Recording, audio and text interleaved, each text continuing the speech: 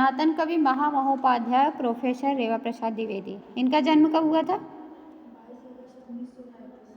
22 अगस्त 1935 ईस्वी में। कहाँ पर?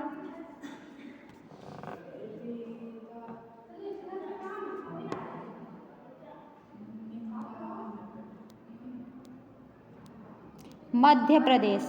मध्य प्रदेश के पुण्य सलिला नर्मदा नदी के तट पर स्थित जो प्रसिद्ध ऐतिहासिक ग्राम है नादनेर, वहाँ पर हुआ था। और इस नादनेर नामक ग्राम का उल्लेख कहाँ पर मिलता है, किस अभिलेख में? सांची के अभिलेख में। सांची के अभिलेख में नादनेर का क्या नाम है? नंदनगर। नंदनगर मध्य प्रदेश के किस जनपद में है? सीहोर जनपद में है। इनकी प्रारंभिक शिक्षा कब हुई, कब प्रारंभ हुई, कहाँ से हुई? घर से हुई है। और किसके वाचन से हुई है? विष्णु सहस्त्र नाम के वाचन के साथ हुआ है। विष्णु सहस्त्र नाम के वाचन से घर पर ही शिक्षा आरंभ हुई है। मध्यमा शिक्षा कब उत्तीर्ण हुई? बीए की शिक्षा कब उत्तीर्ण किया? 1950। 1950 ईस्वी में काशी राजकीय संस्कृत महाविद्यालय की संपूर्ण मध्यमा परीक्षा प्रथम श्रेणी में उत्तीर्ण की। उसके बाद काशी हिंदू विश्वविद्यालय के धर्म विज्ञान संकाय से सन 1953 में शास्त्री और 1956 में कौन सी उपाधि? आचार्य की परीक्षाओं में सर्वप्रथम स्थान प्राप्त किया। उसके बाद क्या किया? किस लिए? वेद विज्ञान के अध्ययन के लिए जयपुर चले गए। जयपुर से कब लौटे? 1 वर्ष बाद लौटे। कहाँ पर? काशी हिंदू विश्वविद्यालय। वहाँ आकर क्या किए? एमए में, जो द्विवर्षीय एमए था, उसमें प्रवेश लिया। उसमें भी प्रथम श्रेणी में प्रथम स्थान प्राप्त किया। अध्ययन के पश्चात क्या किया?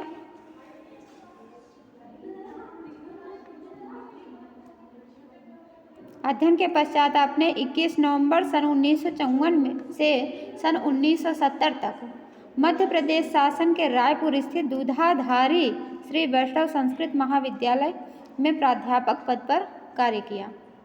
उसके बाद 1970 में काशी हिंदू विश्वविद्यालय से प्राच्य विद्या धर्म विज्ञान संकाय में उपाचार्य एवं साहित्य विभागाध्यक्ष के पद पर नियुक्त हुए। सन 1973 में वहीं प्रोफेसर पद पर आपका चयन हुआ। 77 में नियुक्ति हुई। 90 तक वहाँ पर कार्य करते रहे। 90 के बाद जब सेवानिवृत्त हो गए तो 93 में ये यूजीसी इमेरिटस फेलो के रूप में और बाद में इमेरिटस प्रोफेसर के रूप में कार्य किया। अध्यापन के साथ ही साथ इन्होंने क्या किया? पीएचडी और डीलिट की उपाधि भी प्राप्त की। पीएचडी कहाँ से? रायपुर के रविशंकर विश्वविद्यालय। और डीलिट जबलपुर विश्वविद्यालय से। किस सन में? पीएचडी 1968 ईस्वी में और डीलिट 1974 ईस्वी में। इसको हम लोग कल पढ़ चुके थे। और इनकी उपाधियों के बारे में, जो इनको पुरस्कार अवार्ड इत्यादि मिले हैं, इन सबको भी पढ़ चुके थे। हमें और क्या पढ़ना था? इनकी रचनाएं। संस्कृत साहित्य की विशिष्ट सेवा के लिए प्रोफेसर रेवा प्रसाद द्विवेदी को उपर्युक्त सम्मानों के अतिरिक्त सन 1978 में राष्ट्रपति पुरस्कार, 1999 ईस्वी में साहित्य अकादमी पुरस्कार, सन 1993 में कल्पपल्ली पुरस्कार, ये सब हम लोग पढ़ चुके थे ना। वाल्मीकि पुरस्कार कब मिला? 2004 में वाल्मीकि पुरस्कार। 2003 में विश्व भारती पुरस्कार। मध्य प्रदेश शासन से कुल कितने पुरस्कार मिले? मध्य प्रदेश, जहाँ पर इनका जन्म हुआ था, वहाँ से कुल कितने पुरस्कार? 4। उत्तर प्रदेश से कितने मिले? 5 पुरस्कार। राष्ट्रीय संस्कृत वेद व्यास पुरस्कार 2005 का 2010 में श्री ज्ञान कल्याण दातव्य कोष से सन 2010 में श्रीमती चंद्रावती जोशी संस्कृत भाषा पुरस्कार, सन 2012 दिल्ली संस्कृत अकादमी से महर्षि वेदव्यास सम्मान प्रदान किया गया। महर्षि वेदव्यास सम्मान प्राप्त किया गया। महामहोपाध्याय प्रोफेसर रेवा प्रसाद द्विवेदी इस समय कई समितियों के सदस्य हैं। प्रोफेसर द्विवेदी जी ने अपने वैदुष्य से संस्कृत वाङ्मय की विभिन्न विधाओं का संवर्धन किया है। विभिन्न विधाएं, जिस विधा होती है रचना करने की ना, काव्य विधा, गद्य विधा, नाट्य विधा, तो इन सभी विधाओं का इन्होंने संवर्धन किया। जैसे महाकाव्य, खंड काव्य, नाटक, साहित्य शास्त्र, कथा, मीमांसा, मोनोग्राफ, हिंदी भाष्य तथा समीक्षात्मक संपादन आदि काव्य विधाओं में लगभग 110 लघु काव्य एवं बृहत काव्य ग्रंथों का प्रणयन किया है। इनकी प्रकाशित प्रमुख रचनाएं अधोलिखित हैं। महाकाव्यों के नाम लिखिए। इनके महाकाव्य हैं, नंबर 1 उत्तर सीता चरितम, दूसरा स्वातंत्र्य संभवम, स्वातंत्र्य संभवम, तीसरा कुमार विजयम, हाँ कुमार विजयम। ये 3 थे महाकाव्य। महाकाव्यों का नाम ध्यान रखिएगा। खंड काव्य लिखिए। पहला है प्रमथ, सतपत्रम, श्री रेवा भद्र पीठम, पीठम, संस्कृत हीरकम, हीरकम, हीरा, हीरकम, सकटारम, सकटारम, मतांतरम, सरभंगम, सुगतो ब्रवीति, ब्रवीति, वृद्ध कुमारी, सरसैया, सरसैया, अवदान लतिका, अमरिका वैभवम, हाँ अमरिका वैभवम,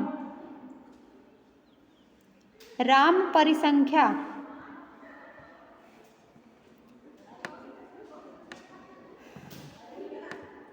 अहमस्मि अहमेव, अहमस्मि अहमेव, भोजराजस्तवः, करपात्रस्तवः, भोजराजस्तवः, करपात्रस्तवः, अभिनील नदी,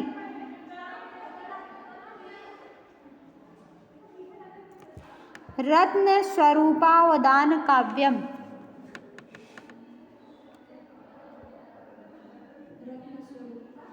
रत्न स्वरूपावदान काव्यम, जयेंद्र सरस्वती पादावदानम, जयेंद्र सरस्वती पादावदानम। हो गया। अब नाटक लिखिए। यूथिका, दूसरा है सप्तर्षि कांग्रेसम, यूथिका, सप्तर्षि कांग्रेसम, 2 नाटक हैं इनके। अगला लिखिए नवीन शास्त्र रचना। नवीन शास्त्र रचना इसमें है नाट्यानुशासनम। नवीन शास्त्र रचना अलग विधा है नई शास्त्रों की रचना में। इसमें पहला है नाट्यानुशासनम, दूसरा है काव्यालंकार कारिका, अलंकार कारिका। तीसरा है अलम ब्रह्म। चौथा क्रम पंचाशिका। पांचवा सौंदर्य पंचाशिका। हो गया पंचाशिका। आगे लिखिए समीक्षा।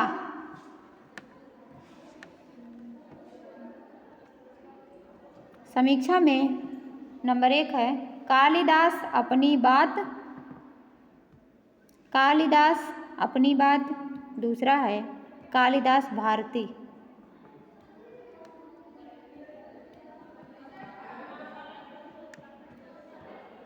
अगला इतिहास। इतिहास में है संस्कृत काव्य। इसके बाद का मिटा हुआ है। आलोचनात्मक इतिहास।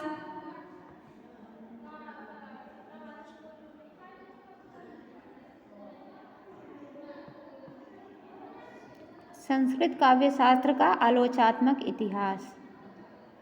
दूसरा श्रृंगार काव्य। हाँ हाँ इतिहास में ही श्रृंगार काव्य। अगला लिखिए कथा। कथा में पहला है त्रिपदी। त्रिपदी। दूसरा है कोसव। कोसव। इसके आगे लिखिए हिंदी भाष्य। नहीं अगला है हिंदी भाष्य। हिंदी भाष्य में नंबर 1 व्यक्ति विवेक। व्यक्ति विवेक एक रचना है महिम भट्ट की। इस पर इन्होंने हिंदी भाष्य लिखा है। जिन जिन पर इन्होंने हिंदी भाष्य लिखा है उनका नाम है व्यक्ति विवेक, अलंकार सर्वस्व, अभिधान, वृत्त मातृका, शब्द व्यापार विचार, वृत्त मातृका।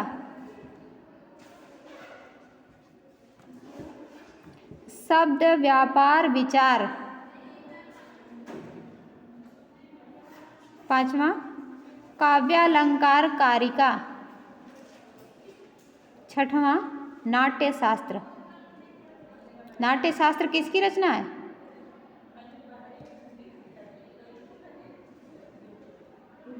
भरत मुनि। रचना भरत मुनि की है नाट्यशास्त्र। इन्होंने इस पर हिंदी भाष्य लिखा है।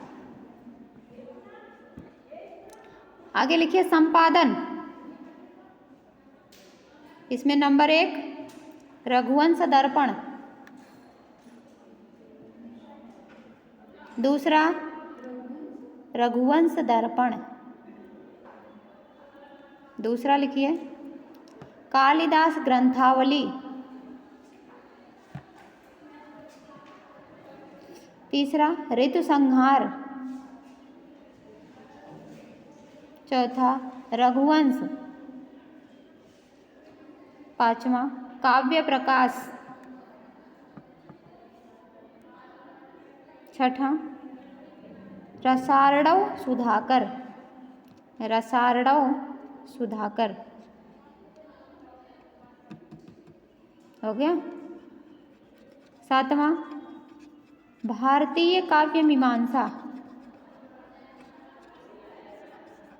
आठवां नाट्यशास्त्र। नौवां सत्यनारायण व्रत कथा। 10वां शिव महिम्न स्तोत्र।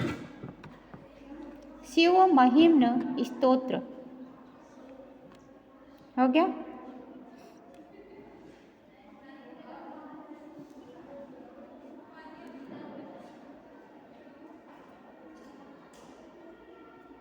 अब इसके बाद सुन लीजिए केवल। प्रोफेसर रेवा प्रसाद द्विवेदी जी ने वाराणसी के अपने आवास में कालिदास संस्थान की स्थापना की। कालिदास संस्थान की स्थापना किसने किया? कहाँ पर? वाराणसी के अपने आवास में, उनका आवास निवास स्थान वहाँ पर था। तो प्रोफेसर रेवा प्रसाद द्विवेदी जी ने वाराणसी के अपने आवास में कालिदास संस्थान की स्थापना की है। आपके कनिष्ठ पुत्र इस संस्थान के मानद सचिव हैं। आपकी शिष्य परंपरा अति विस्तृत है। काव्य विधा में विशेषता प्रवृत्त आप संस्कृत साहित्य की अन्य समस्त विधाओं में सदा जागरूक हैं। संस्कृत के हित में आप अंग्रेजी को भी स्वीकार कर लेते हैं। अंग्रेजी को भी स्वीकार करते हैं, क्यों? क्योंकि उससे संस्कृत का हित होता है। और भारतीयता के संवर्धन में विदेश जाना पड़े तो चल पड़ते हैं। यदि भारतीय कोई काम है, इसके लिए विदेश जाना है, तो वो चल पड़ते हैं।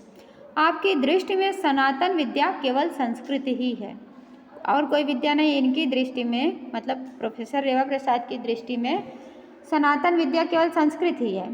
संस्कृत में इस समय आप ही एकमात्र ऐसे व्यक्ति हैं जो मौलिक स्वरूप की सुरक्षा प्रक्रिया को गतिशील करने के लिए नकारात्मक पहल भी पूरे सामर्थ्य के साथ कर सकते हैं।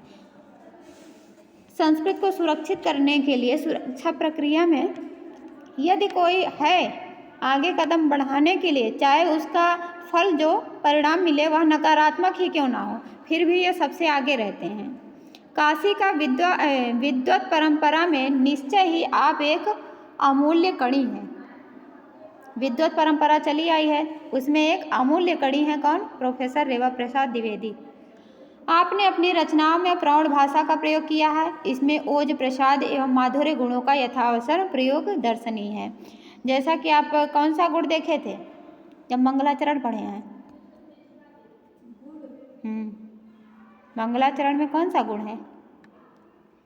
प्रसाद गुण है। जहाँ पर अर्थ सीधे सरलता से समझ में आ जाए, पढ़ें तुरंत अर्थ समझ में आ जाए, वहीं पर होता है प्रसाद गुण। और जगह जगह पर ओज गुण और माधुर्य गुण भी दर्शनीय है। वस्तुतः आपकी कविता में पांडित्य एवं वैदुष्य का मणिकांचन योग है, दृष्टिगत होता है। आपने अपनी कविताओं में अनेक आधुनिक विषयों का समावेश किया है।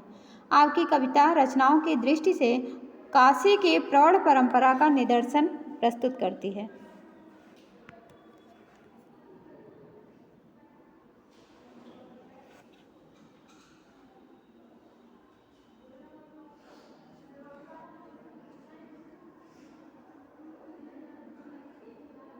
इनके विषय में इतना ही है। सिलेबस में और क्या है? प्रोफेसर रेवा प्रसाद द्विवेदी के अतिरिक्त स्वतंत्रता काल का उत्साह काल, ये है।